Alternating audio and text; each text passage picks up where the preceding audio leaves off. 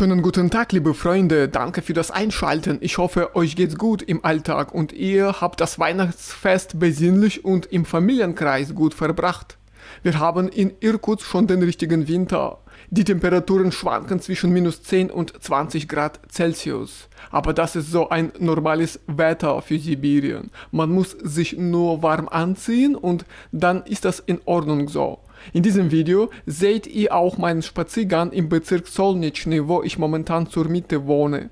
Das Wetter hat mitgespielt und ich konnte diesen Bummel wirklich genießen. Die Stadt Irkutsk bereitet sich auch auf das Neujahrsfest vor. Die Menschen kaufen die Geschenke für die Familie, fahren zum Supermarkt, um die Lebensmittel einzukaufen. In diesem Video möchte ich euch über einige Ereignisse in Russland berichten. Hoffentlich habt ihr wirklich ein Interesse für das Alltagsleben in Russland. Ich versuche, für euch etwas Interessantes zu finden. Bitte, dieses Video mit euren Bekannten zu teilen, wenn sie auch ein Interesse für das Leben in Russland haben. Also bleibt bitte dran. Los geht's! Durchschnittsalter beim ersten Kind.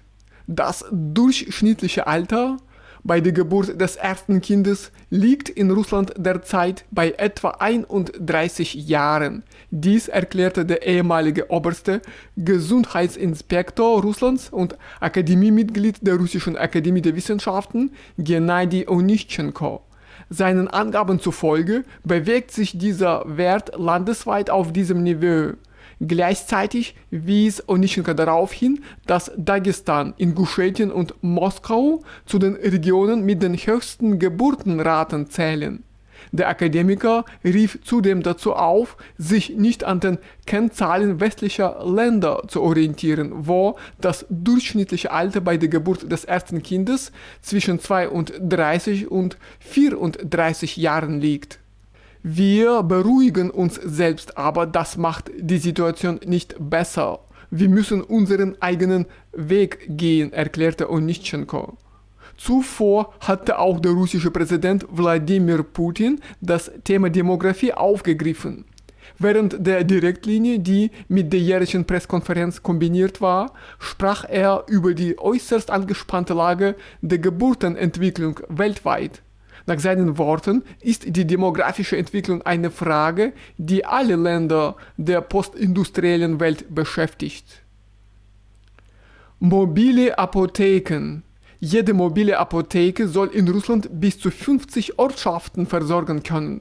Das teilte der Vorsitzende der Staatsduma, Vyacheslav Volodin, in seinem Telegram-Kanal mit.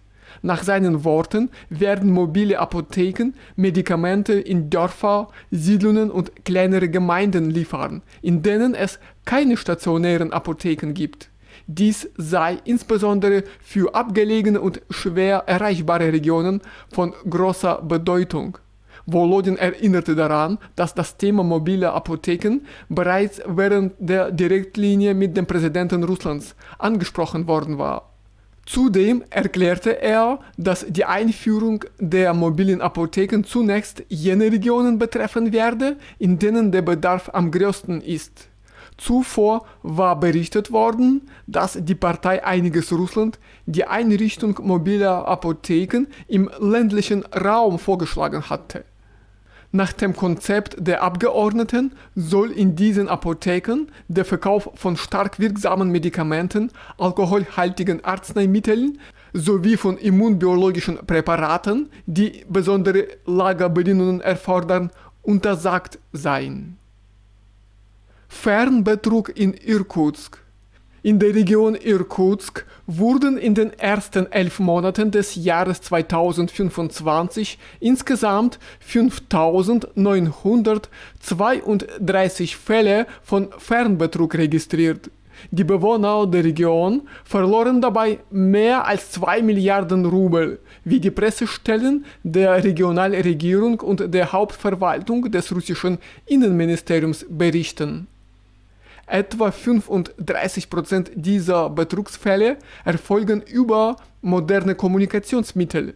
Betrüger überzeugen ihre Opfer häufig davon, dass ihr Konto auf dem Portal Gosuslugi gehackt wurde, bieten Investitionsmöglichkeiten an oder treten angeblich als Mitarbeiter von Strafverfolgungsbehörden, der russischen Finanzüberwachungsbehörde, Mobilfunkanbietern oder Versorgungsunternehmen auf. Bekannt sind auch Maschen mit Nachrichten über Pakete oder Sozialleistungen für Angehörige. Zudem senden Kriminelle Dateien zur Installation betrügerischer Apps, die als Fotos oder Videos getarnt sind.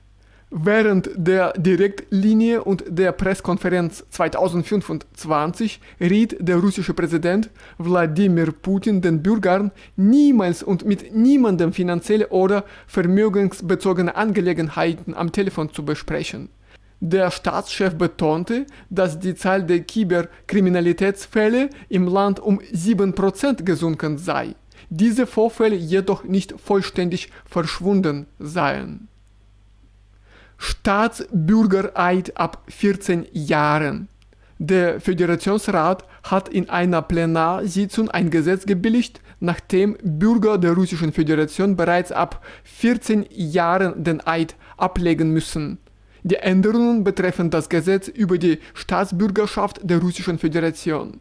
Bisher galt die Pflicht, den Eid abzulegen, für alle neuen Staatsbürger. Jedoch waren Personen unter 18 Jahren von dieser Verpflichtung ausgenommen. Mit dem neuen Gesetz wird das Mindestalter auf 14 Jahre gesenkt. Darüber hinaus legt das Gesetz fest, dass die Entscheidung über die Einbürgerung ab dem Zeitpunkt der Annahme aufgehoben wird, wenn die Person von Anfang an die Ablegung des Eides verweigert. Nach der bisherigen Regelung tritt die Einbürgerungsentscheidung mit der Ablegung des Eides in Kraft. Wird der Eid innerhalb eines Jahres nicht geleistet, gilt die Entscheidung rückwirkend als ungültig. Kein Tabak an Haltestellen.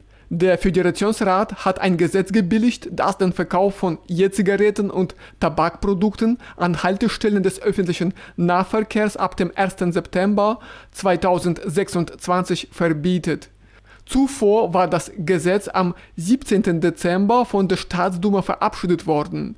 Der Verkauf aller Tabakerzeugnisse, nikotinhaltigen Produkte, Shishas und entsprechender Geräte ist nun an allen Haltestellen des städtischen und des Vorortverkehrs untersagt. Das Gesetz sieht jedoch eine Ausnahme vor.